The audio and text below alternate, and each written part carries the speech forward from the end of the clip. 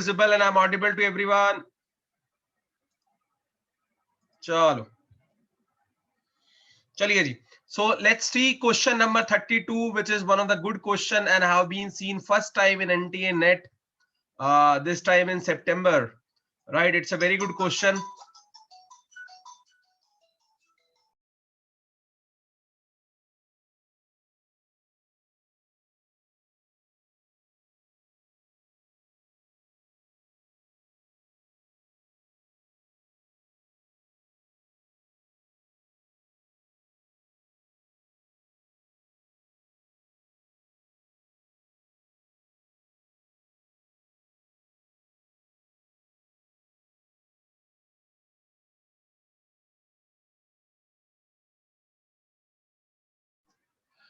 Okay, so here what it says that a silicon solar cell, it is basically from photovoltaic cell, minority current carrier, saturation current is this much. So this saturation current is given 60 nanoampere per meter square, right? Keep that in mind, that minority carrier saturation current. Okay, so minority carrier saturation current is provided as 60 nanoampere per meter square, right? Then we have another parameter, solar radiation induced current. Solar radiation induced current is 600 ampere per meter square. And if the ambient temperature is this much, is the ambient temperature is 27 degrees Celsius, that is 300 Kelvin, right? What is the open circuit voltage of the solar cell, right? तो open circuit voltage जब हम calculate करते हैं तो इसका एक simple सा formula है which I will give you and then we will talk about the details. ठीक है, तो then we will talk about the details. Ali sir ने बहुत डिटेल में ये कवर किया है. ठीक है, तो मैं आपको सीधा फार्मूले पे ले चलता हूँ और पहले मैं सॉल्व कर देता हूँ इसको, उसके बाद मैं डायरेक्ट ही आऊंगा. मैं डायरेक्ट पहले बात कर लेता हूँ. तो वोल्टेज जब आप निकालते हैं, जो यहाँ पे मेंशन की गई है कि जी आप ओपन सर्किट वोल्टेज कैलकुलेट करिए, तो ओपन सर्किट वोल्टेज जब आप कैलकुलेट करते हो, this is basically open circuit voltage. Open circuit voltage ये हमें कैलकुलेट करना है, which is like we have done, that is KT by Q. अब देखिए केटी बाय क्यू क्या है यहाँ पे, और then LN IV by I nought. ठीक है, ये आप फार्मूला याद रखिएगा. सिर्फ ये फार्मूला बेस्ड क्वेश्चन है, थ्योरी भी मैं थोड़ी उसकी बता दूंगा आपको, बट थ्योरी के इतने डेप्थ में जाने की जरूरत नहीं है. ठीक है, थ्योरी के इतने डेप्थ में जाने की जरूरत नहीं है.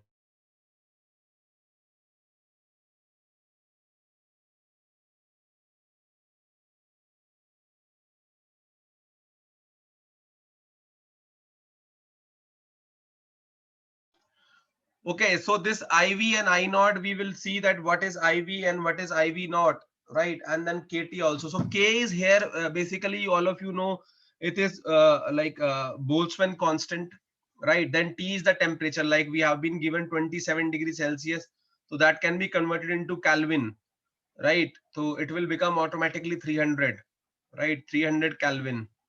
Then Q, all of you know, it is the charge, that is 1.6 into 10 to the power minus 19 coulomb. So it is basically the charge. Okay, and when you put these three quantities together here, then it will come out to be 0.026. ये आप करके देख सकते हैं.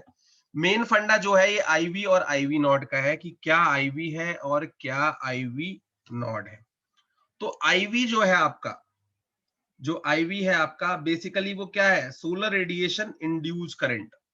जो IV है आपका वो क्या है, IV यहाँ पे लिख लीजिएगा, क्योंकि ये बहुत सारे लोगों को नहीं पता है क्या है. IV is basically solar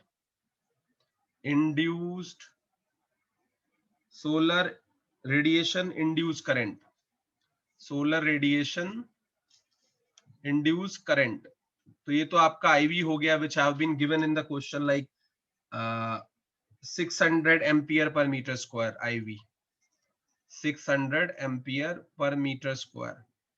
और दूसरी क्वांटिटी जो आपकी दी हुई है, which is provided here, I naught, right? क्योंकि ये फार्मूला बेस्ड क्वेश्चन है, इसमें ज्यादा आपको टेक्निकल डिटेल में नहीं जाना है, वो करिकुलम का पार्ट नहीं है, बट फार्मूले बेस्ड क्वेश्चन है, तो आपको फार्मूला एटलीस्ट इंट्रोडक्शन में होना चाहिए, हालांकि है सोलर सेल का ही. और दूसरा जो आई नॉट हमने यहाँ पे दिया है, I naught which is nothing but minority carrier saturation current, या फिर सैचुरेशन करंट भी कह सकता हूं इसको, saturation current. Then you will put up the value of both of them, like you know now that what is what, and it comes out to be ln 10 to the power 10, और इस ln को आप 2.303 log x में convert कर सकते हैं, right? तो आप इसको कैलकुलेशन को इजीली सॉल्व कर सकते हैं, मतलब कोई टफ नहीं है। अगर मैं इस कैलकुलेशन की बात करूं तो most of the things will cancel out और लास्ट में ये बचेगा ln 10 टू द पावर 10। इसको सॉल्व करने का बहुत इजी ट्रिक है दैट यू ln को आप कन्वर्ट कर सकते हैं 2.303 log base 10 to the power 10, और ये जो है आपका आ जाएगा ओनली 10 निकल के, ठीक है। और बाहर की जो क्वांटिटी आ जाएगी इसको मल्टीप्लाई कर लेंगे 0.026 से, तो ये आपका आ जाएगा ऑलमोस्ट यस, तो this will comes out to be around 0.6, right, around 0.6 ही आएगा, देखते हैं। हाँ इतना ही आएगा, देखिए सॉल्व करके दिखाया हुआ है, लास्ट में एक 10 बच जाएगा बाहर जो आया है, और ये 0.6 के आसपास आता है। ये तो रही वो डिटेलिंग जो इजीली लोग फार्मूले में लगाएं और आंसर पा जाए, और वैसे भी ये सबको पता है कि जो सिलिकॉन सोलर सेल है उसका जो आपका ओपन सर्किट वोल्टेज है सोलर सेल का वो 0.6 वोल्ट के आसपास होता है। मैं भी टेबल आपको दिखाऊंगा। We will now work out on, बिल्कुल डायरेक्ट लेंगे, बिल्कुल डायरेक्ट लेंगे, बिल्कुल डायरेक्ट लेंगे। आप पुट करके भी कैलकुलेट करेंगे तो इतना ही आएगा, पुट करके भी कैलकुलेट कर सकते हैं। आपको अगर रखनी है आप रख के भी निकाल सकते हैं, बट जनरली डायरेक्ट लेने में ही बेनिफिट है, वरना कैलकुलेट कैसे करोगे? अगर कैलकुलेट करने को आ गया तो फिर कैलकुलेट कैसे करोगे भाई? ठीक है, मैं दिखा देता हूँ सबको आपको। तो बेसिकली ये कॉन्सेप्ट जो होता है ये conversion efficiency and power output के बेसिस पे होता है। जब भी आप कोई फोटोवोल्टाइक सेल लेते हैं या पीएन जंक्शन डायोड लेते हैं, और ये डेरिवेशन जो स्टार्ट हुई है वो यहाँ से स्टार्ट हुई है, इसको आप देख सकते हैं that ji is equal to j naught e to the power ve by kt minus 1। तो जे नॉट जो है, जिसको हमने आई नॉट बोला था वहां पे, ठीक है, जिसको हमने आई नोट बोला था और जिसको आप सैचुरेशन करंट कह रहे थे, बेसिकली इसमें हमने जे नोट कह दिया, इसको डार्क करंट भी कहते हैं। And it is obtain when a large negative voltage applied across the diode, ये वो हो गया आपका। उसके अलावा वीई आपका जो है वोल्टेज अक्रॉस द जंक्शन हो जाएगा। ई इलेक्ट्रिक चार्ज जो मैंने बताया, के बोल्ट्जमैन कांस्टेंट है, टी एब्सोल्यूट टेम्परेचर है। ये पैरामीटर है जो आपको पता होने चाहिए कौन कौन क्या क्या है, क्योंकि इनकी वैल्यूज ही हमने पुट करी है उस इक्वेशन के अंदर। जो K है वो बोल्ट्जमैन कांस्टेंट है, T आपका एब्सोल्यूट टेम्परेचर है in kelvin, E is the electronic charge जिसको मैं Q बोल रहा था, जिसको मैं Q बोल रहा था आपके सामने, ठीक है, 1.6 into 10 to the power minus 19 coulomb, ठीक है। अभी हम आगे आएंगे, उस पे सारी चीजें हम देखेंगे।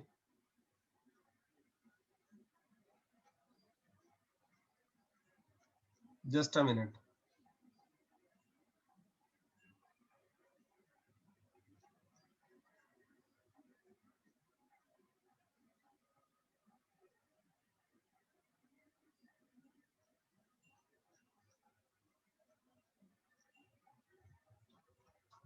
Just a minute guys.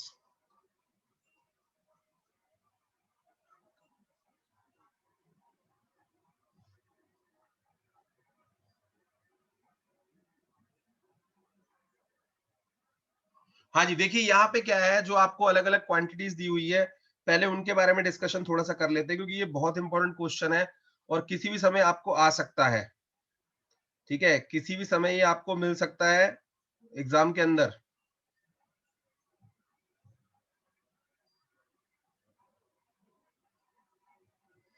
ठीक है, पहले तो इसमें ये जो क्वांटिटी ई दी हुई है आपको, ये आपको ध्यान रखना है कि जो ई है ये 1.6 into 10 to the power minus 19 coulomb है। जो ई है जिसको मैं क्यू कह रहा था, जस्ट अ मिनट, ई है जो क्यू है, जो चार्ज है, एलिमेंटल इलेक्ट्रॉनिक चार्ज है 1.6 into 10 to the power minus 19 coulomb, ये हो गया एक तो, जो यहाँ पे इसको आप कह रहे हो इलेक्ट्रॉनिक चार्ज, ठीक है, एक क्वांटिटी आपको ये ध्यान रखनी है।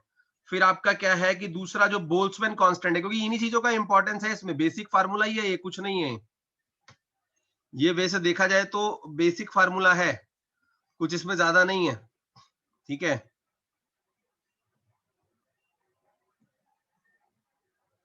ठीक है जी, तो बोल्ट्जमैन कांस्टेंट है जो आपका, इसको आप ले सकते हैं, ठीक है, ये आपका 1.380, ठीक है, मीटर स्क्वायर केजी पर सेकंड स्क्वायर केल्विन होता है। ठीक है, ये आपका बोल्ट्जमैन कांस्टेंट हो जाएगा वहां पे। ठीक है, तो इसको भी देखा जा सकता है बोल्ट्जमैन कांस्टेंट को कि भाई क्या वैल्यू है के की।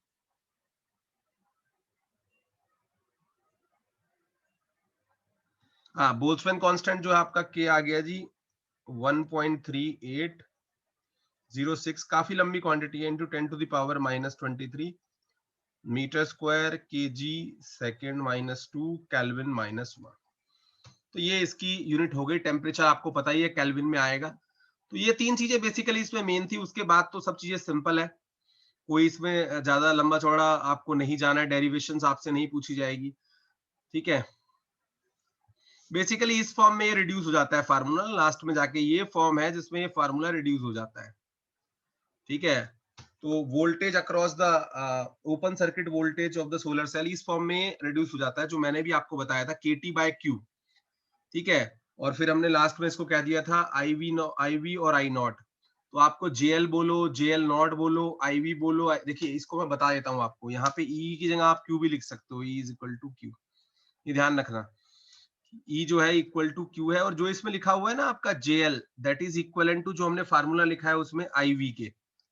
IV जो वहां पे लिखा हुआ है, जिसको आप बोलते थे जी क्या, जिसको आप बोलते थे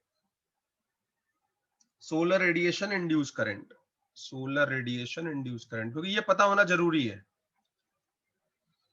सोलर इंड्यूस करंट। और जो यहाँ पे J नॉट दिया हुआ है, जिसको हमने फार्मूले में अपने क्या लिया था I नॉट, एक ही बात है ये, जिसको कि आप क्या बोल रहे हैं वहां पे, that quantity is being called as saturation current या carrier saturation current.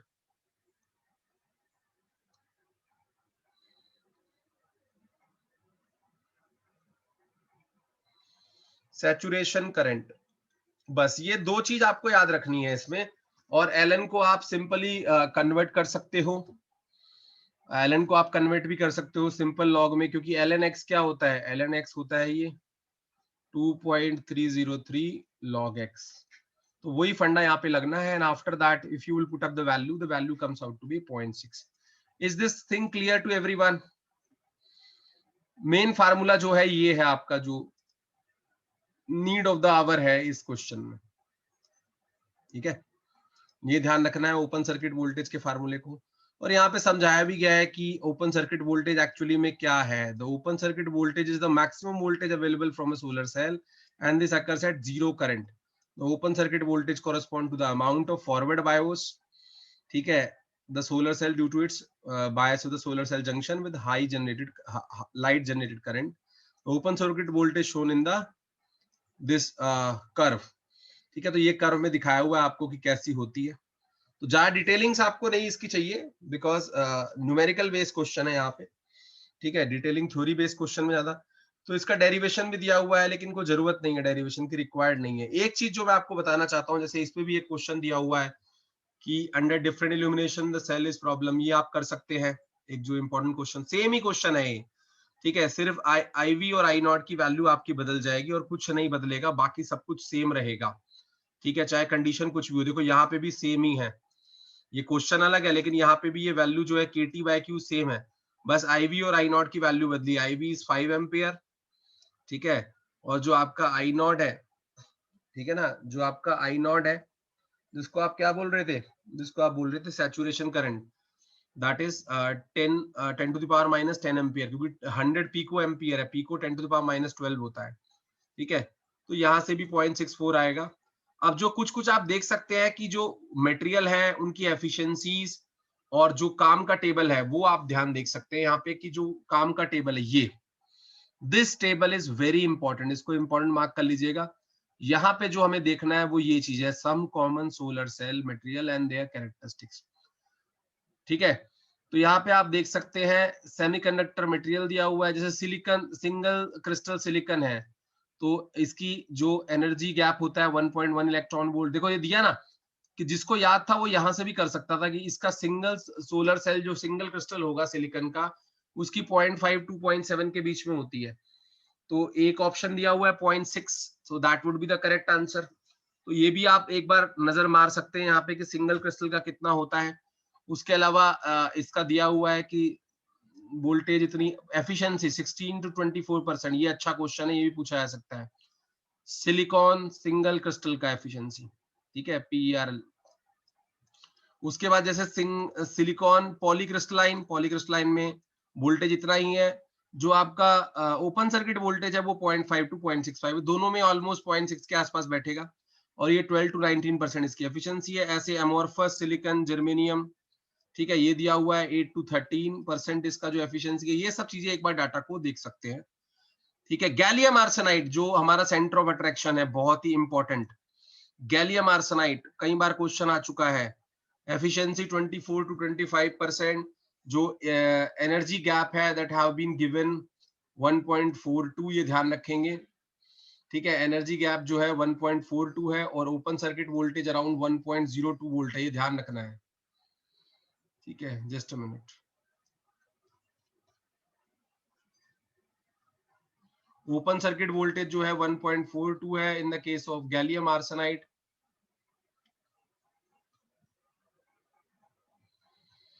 Just a second guys.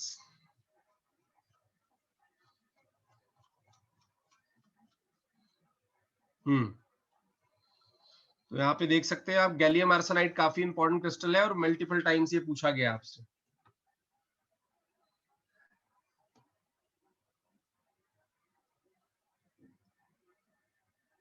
या 1.42, ये ध्यान रखिएगा डाटा।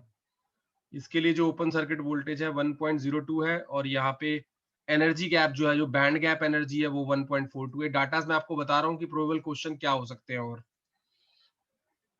फिर बाकी तो नहीं है, बाकी तो सिंपल है, बट फिर भी एक बार नजर उस पर मार सकते हैं। सेम ही चीज है, देखो ये डिड्यूस किया हुआ है फार्मूला यहाँ पे, that how it has been reduce, तो यही है JPH या J नोड बोल दिया यहाँ पे, तो that is one of the same thing.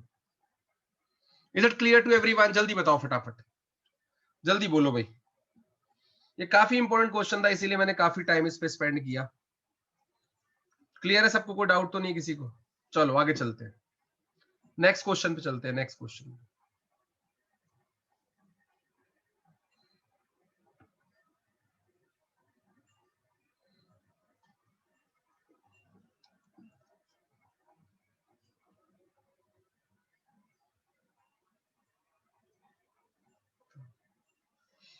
Then अगला क्वेश्चन देखते हैं 33। It is also a good question, statistics से क्वेश्चन आया है, ठीक है। स्टैटिस्टिक्स से क्वेश्चन आया है 33 क्वेश्चन, ठीक है। अब देखिए इसमें लैंग्वेज देखिए, पहले आपसे सिंपल पूछा है क्वेश्चन को, इसमें टफ क्वेश्चन नहीं है। Which of the following is a correct statement regarding the range, ठीक है। इसमें क्या पूछता है आपसे कि कौन सा स्टेटमेंट जो है रेंज के लिए करेक्ट है। जो following correct statement regarding the range at the measure of dispersion. अब देखिए मेजर ऑफ डिस्पर्शन कहने का मतलब क्या है कि कितना वो आपका डेविएट हो रहा है, ठीक है। जो सेंटर टेंडेंसी का मेजर है उससे कितना डिस्पर्स हो रहा है, आजू बाजू कितना जा रहा है रेंज से, क्योंकि रेंज जब भी आप कैलकुलेट करते हो, ठीक है, उसका करने का एक टेक्निक होता है, और हमने आपको पढ़ाया भी था। फिर भी मैं दोबारा रिपीट करता हूँ रेंज के बारे में जो डिटेल्स है, ठीक है। तो पहले तो आप ये देख लीजिए कैरेक्टरिस्टिक्स क्या क्या होते हैं मेजर ऑफ डिस्पर्शन के, क्या क्या कैरेक्टरिस्टिक्स है। पहला, a measure of dispersion should be rigidly define definition उसकी रिजिड होनी चाहिए। It must be easy to calculate and understand, दो चीजें।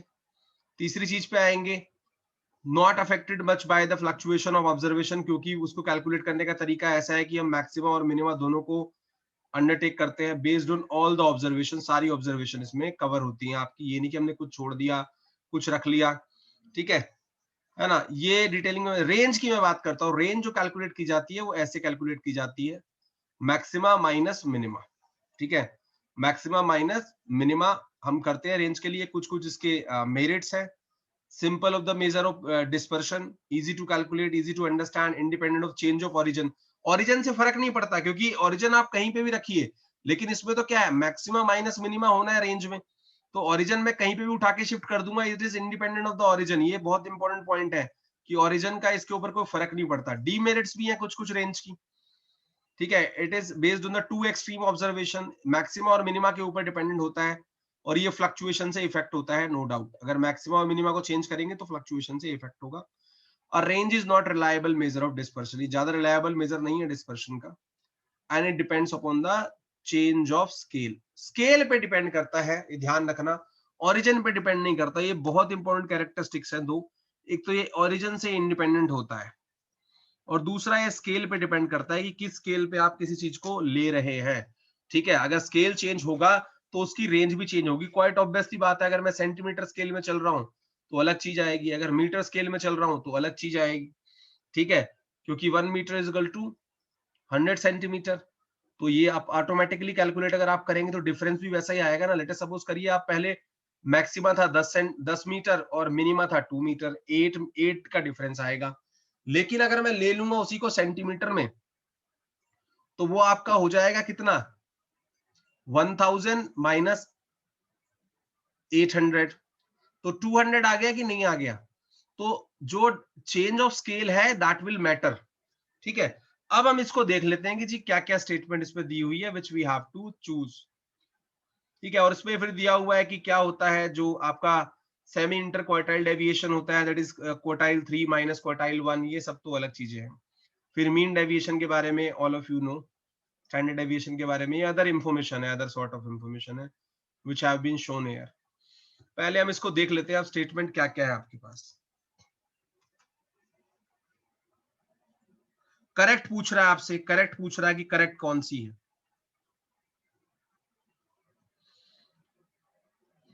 देखिए, कहता है which of the following is a correct statement regarding a range as a measure of dispersion, तो कौन कौन सा इसमें करेक्ट है। देखिए पहली स्टेटमेंट देखते हैं इसमें से, the range is independent of the change of origin and scale. नहीं भैया, ये ओरिजिन से तो इंडिपेंडेंट है बट स्केल पे डिपेंडेंट है, that's why first statement is wrong.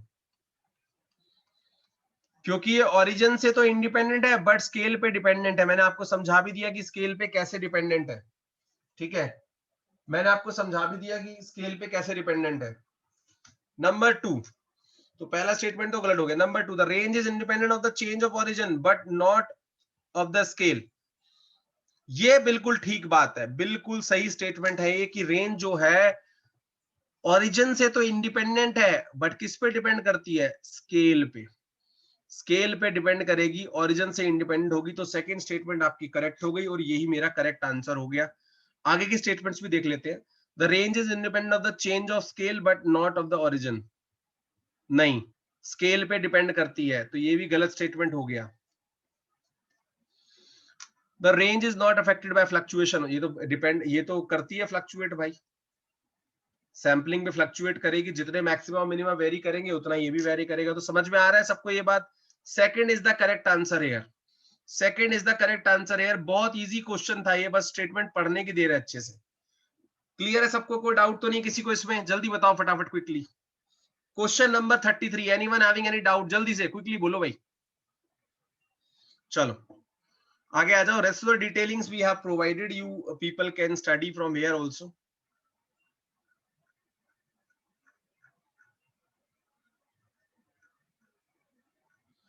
आगे चलते हैं अभी अपन लोग।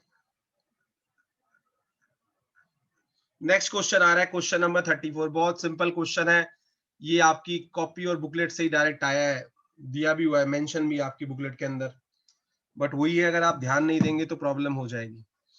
अब देखिए, कह रहा है कि जो पेस्टिसाइड्स होते हैं जो वो इन्वायरमेंट में डिग्रेड करते हैं, या पेस्टिसाइड जो है उनकी रिएक्शंस होती है, when they takes place then what happen. So consider the following statement regarding reaction of pesticide in the soil. कि आपका कोई पेस्टिसाइड है जो सॉइल में है, ठीक है, regarding the reaction of the pesticide in the soil. ठीक है, तो regarding reaction of pesticide in the soil आपको स्टेटमेंट को कंसीडर करना है, और फिर आपसे बाद में पूछता है कि most appropriate answer of the given below. ठीक है, कौन सबसे ज्यादा अप्रोप्रिएट आंसर होगा इसमें, ये आपको चूज करना है। ठीक है, ये आपको चूज करना है कौन सबसे अप्रोप्रिएट आंसर होगा। देखो देखना स्टार्ट करते हैं हम कौन कौन सी चीजें हैं। दे में vaporise into atmosphere without any chemical change, ये तो सबको बताया जाता है, डीडीटी में भी आपको पढ़ाया जाता है कि ये को डिस्टिलेट और को इवेपोरेट हो सकते हैं। ये को डिस्टिलेट और को इवेपोरेट हो सकते हैं, दे में vaporise into atmosphere without any chemical change.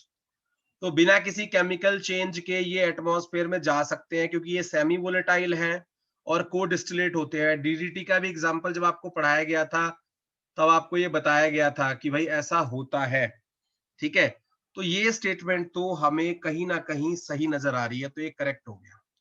दूसरी स्टेटमेंट को देखते हैं, they do not move downward through the soil in solution form. ये किसने कह दिया भाई? लीचिंग तो इनमें भी होती है, ये ग्राउंड में जाते हैं, ठीक है, ग्राउंड वाटर को कंटेमिनेट भी करते हैं, ठीक है। दे डू नॉट मूव नहीं, दे मूव डाउनवर्ड, यहाँ पे आना चाहिए था मूव डाउनवर्ड, तो ये स्टेटमेंट गलत हो गई।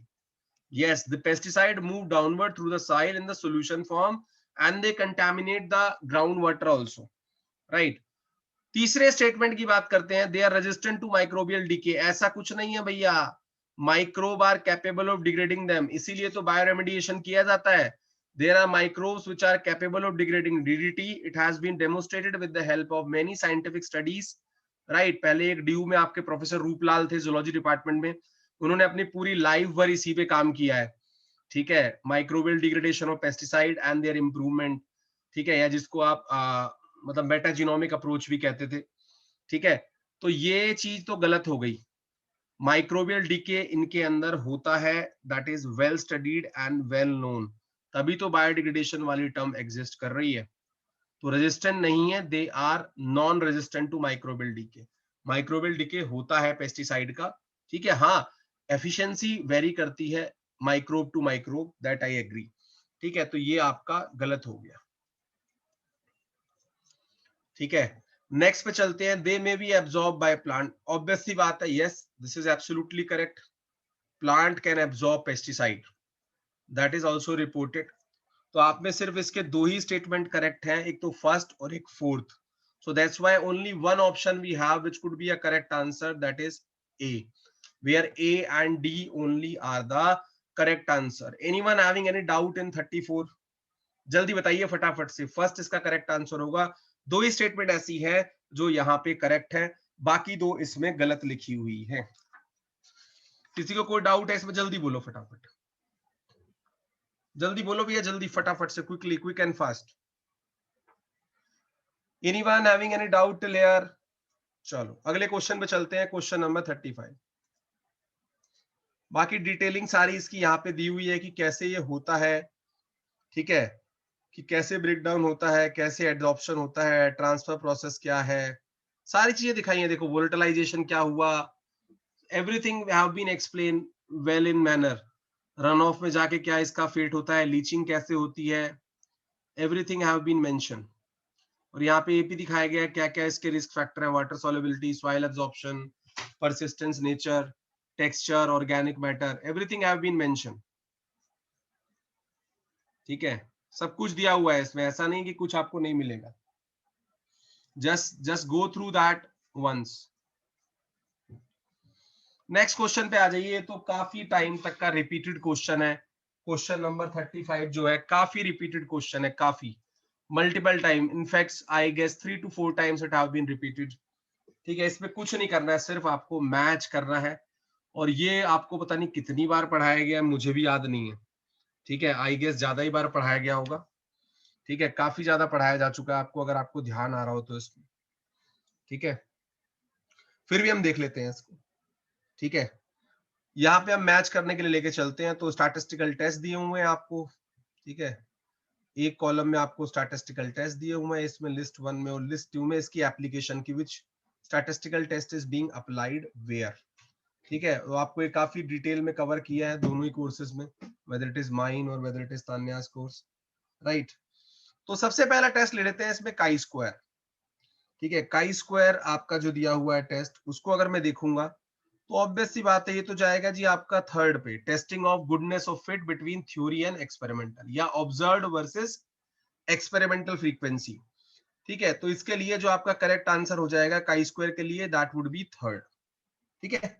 काई स्क्वायर के लिए दैट वुड बी थर्ड। अगले पे आते हैं, one way ANOVA, analysis of variance, ठीक है। वन वे एनोवा की बात करते हैं। तो वन वे इनोवा जब कब करते हैं हम, जब हमें दो सैंपल्स का मीन कंपेयर करना होता है। तो comparing the, sorry, more than दो सैंपल का जब मीन कंपेयर करना होता है, ठीक है। Then we try out ANOVA, right. जब हमें दो से ज्यादा सैंपल का मीन कंपेयर करना होता है, ठीक है, sum of the square of deviation across the column and within the column, then we apply one way ANOVA। तो ये जो आपका हो जाएगा जी फोर्थ। सी जो आपका दिया हुआ है T test, student T test जिसको आप बोलते हैं, ठीक है, ये तो सीधा सा ये है, testing the significance difference of mean between the two observation, right. And then you have D1 Z test, जब आपको सिंगल मीन दिया होगा, testing the significance of the single mean. तो ये बहुत इजी क्वेश्चन है, आराम से आप मैच कर सकते हैं।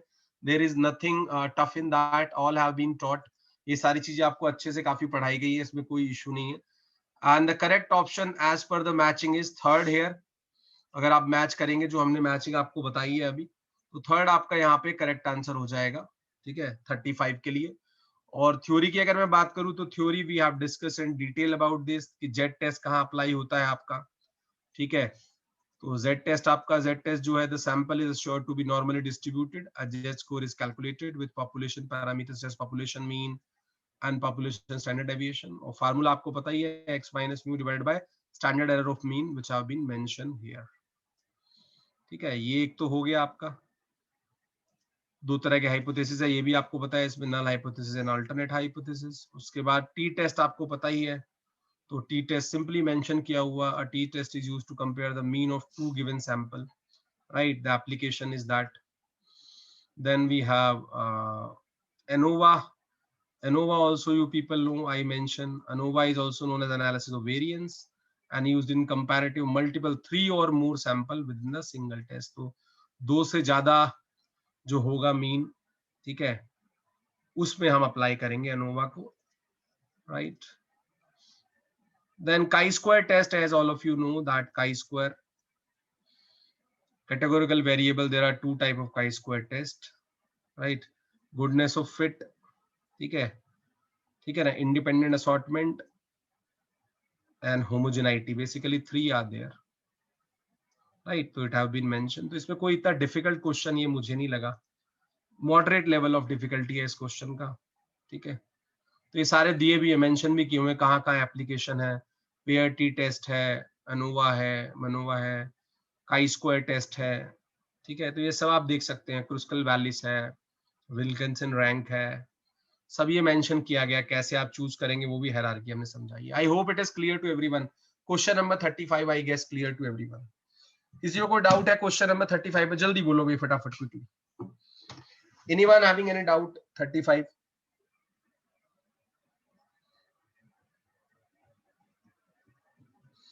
चलो आगे आ जाओ, क्वेश्चन नंबर 36 पे आ जाओ। क्वेश्चन नंबर 36 को देख लेते हैं हम। Question number 36,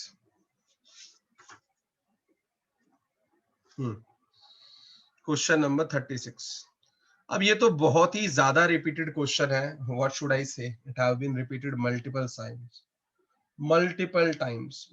times it have been repeated. ये भी रिपीटेड क्वेश्चन है डायरेक्ट, ठीक है। कहता है जी क्या सॉइल ह्यूमिक एसिड्स आर।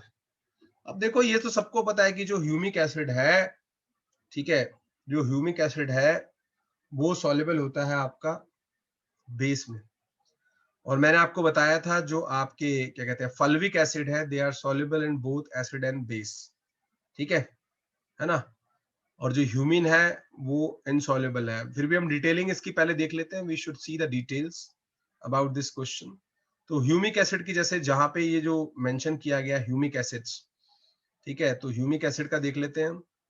तो जो ह्यूमिक एसिड है, the fraction of humic substance that is not soluble in water under acidic condition, ठीक है, but it is soluble at higher pH, means basic में सॉल्युबल है, ये ध्यान रखेंगे। And they can be extracted by the soil by various reagents which is insoluble in dilute acid. Humic acid are the major extractable component of soil humic substance and they are dark brown black in color। ये detailing हमने की है और ये हमने बताया भी है आपको कि जो ह्यूमिक एसिड है आपका वो बेस में सॉल्युबल है या एल्कली में, ठीक है, सॉल्युबल। डायरेक्ट कॉपी से आपके आया है। फिर बात कर लेते हैं फल्विक एसिड की। तो फल्विक एसिड तो आपको पता है, fulvic acid is soluble in both acid and base, right? The fraction of humic substance that is soluble in water under all the pH condition, they remain in soft humic acid by acidification, sulphuric acid और light, ये सब mention किया हुआ है हमने. Then we have humins, right, not soluble in water at any pH, और ये कहीं पे भी सॉल्युबल नहीं होता है ह्यूमन, इसके बारे में ये मेंशन ही ये लाइन इंपॉर्टेंट है, ठीक है, not soluble in water at any pH, ठीक है. तो ये आपको तीनों बातें याद रखनी है हमेशा, क्योंकि ये क्वेश्चन रिपीटेडली आपसे पूछा गया है. इन्वेस्टिगेशंस में इसमें बताया गया है कि क्यों ऐसा है, अलग अलग मोलिकुलर वेट है इनके, ठीक है, अलग अलग मोलिकुलर वेट है.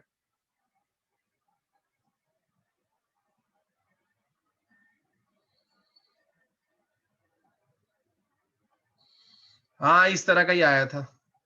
अब फ्रेम करने के तो भैया हम कुछ नहीं कर सकते. देखो ये टेबल भी यहाँ पे दी हुई है इसमें, ठीक है, कलर बताए हुए हैं, इनके मॉलिक्यूलर वेट बताए हुए हैं, ठीक है, और सारी प्रॉपर्टीज दी हुई, किस तरह के फंक्शनल ग्रुप होते हैं, ठीक है, किस तरह की इलेक्ट्रिकल कंडक्टिविटी होती है. बट आपको मेजरली सॉल्युबिलिटी और इनसॉल्युबिलिटी के ऊपर पूछता है. अब देखो यहाँ पे क्वेश्चन में टारगेट हुआ है ह्यूमिक एसिड. तो ह्यूमिक एसिड जैसे ही नाम आ गया तो आपके दिमाग में ये बात आ जानी चाहिए कि भैया ये बेस में सॉल्युबल है, ठीक है, या एल्कली में सॉल्युबल है, ठीक है. अब इसमें से आपको सेलेक्ट करना है. कहता है इनसॉल्युबल इन एल्कली, ये तो गलत हो गया पढ़ते के साथ ही, क्योंकि ये तो सॉल्युबल होता है, ठीक है. Insoluble in acid, humic acid के रिस्पेक्ट में ये बात बिल्कुल सही है, that humic acid is insoluble in acid because it is soluble in base, right. Soluble in acid, ये भी गलत है, ठीक है, ये भी गलत है. अब कहता है insoluble in both acid and alkali, ये तो बिल्कुल ही गलत है, एल्कली में तो सॉल्युबल है, तो ये भी गलत हो गया. बस क्वेश्चन को आपको पढ़ना है ध्यान से. It is all about reading it peacefully. Everything we teach you, nothing would be left. ये एज सच आपकी कॉपी में पढ़ाया जाता है आपको. इसमें सिंपल सा लॉजिक था कि जिसको ये याद था कि बेस में सॉल्युबल होता है और एसिड में इनसॉल्युबल होता है, उसने ये क्वेश्चन करेक्ट कर लिया. आंसर यहाँ पे हो गया ऑप्शन नंबर 2. क्लियर है सबको? कोई डाउट है किसी को 36 में? जल्दी बताओ, किसी को कोई डाउट है 36 में सेकंड आंसर क्यों है? तो आपको थोड़ा सा क्वेश्चन को अच्छे से पढ़ना है पीसफुली, क्योंकि आपको सब चीज पढ़ाई जाती है, ठीक है, बियॉन्ड द लेवल पढ़ाई जाती है जाके ऊपर तक. तो ऐसा होता नहीं है, but that is the thing is that people read things in rush, so that create a problem. Rush में आप उसको पढ़ोगे तो प्रॉब्लम हो जाएगी. क्लियर है यहां तक? कोई डाउट किसी को इसमें?